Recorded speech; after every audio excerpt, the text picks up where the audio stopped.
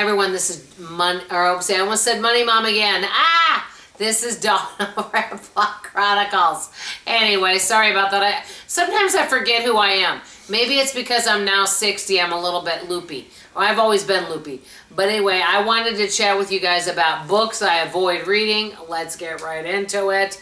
I even asked my husband what books he avoids reading. And one of the first things he said is romance books. I'm like, gee, why? Anyway, so I'm going to get into this. Because sometimes it might be an age thing. But I feel like some of these books that I read that a lot of people love, I'm just like, I just can't get into them. And it might be my age. Okay. First, you guys already know this, any long book. I have read some really good long books. Like Kristen Hanna's written some long books. I told you guys I like that book by Wally Lamb, She's Come Undone, and that was a long book. So there are some long books that I like. But if it's a lot of words, I'm like, oh God, do I want to try to read this? And I will give it. I do try to give a book at least 100 pages, unless I'm really confused 50 pages in. And I'm like, God, there's too many characters being thrown at me. Forget it.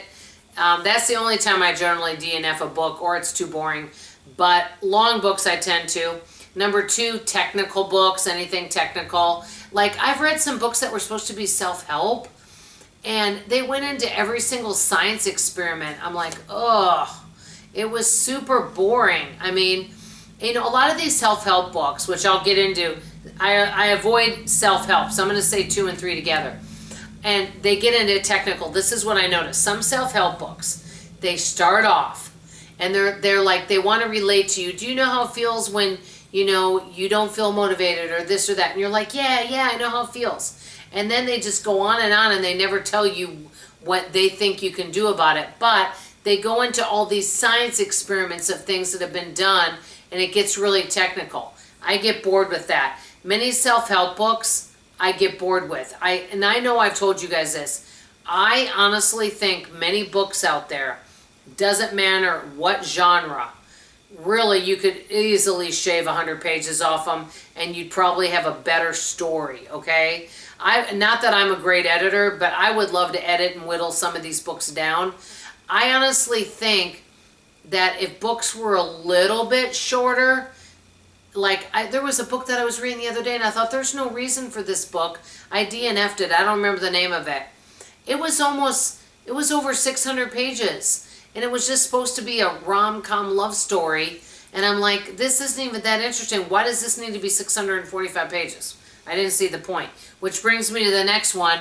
I don't know if you call them rom-coms. I don't know if you would call it romances. But I kind of feel like these books are more for a different age group. It's not, I'm on the cusp of baby boomer Gen X. I'm right on that cusp. Generation Jones right in there.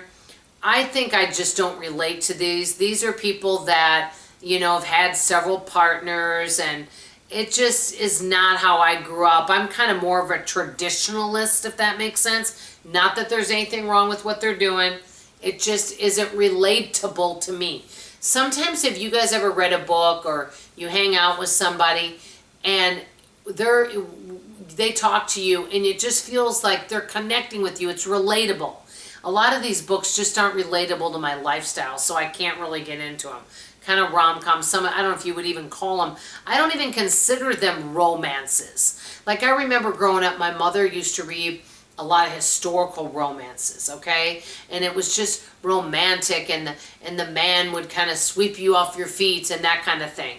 And it was just kind of exciting, and I don't know, but these rom-coms, for some reason, I'm just not, I don't even know what it is. A lot of them use a lot of bad language, get way too much into detail, and their relationships are not focused on love anyway, if that makes sense. Okay, the next is any kind of, you know, I don't like anything that's really graphic in any way, shape, or form on any level. I've already mentioned that.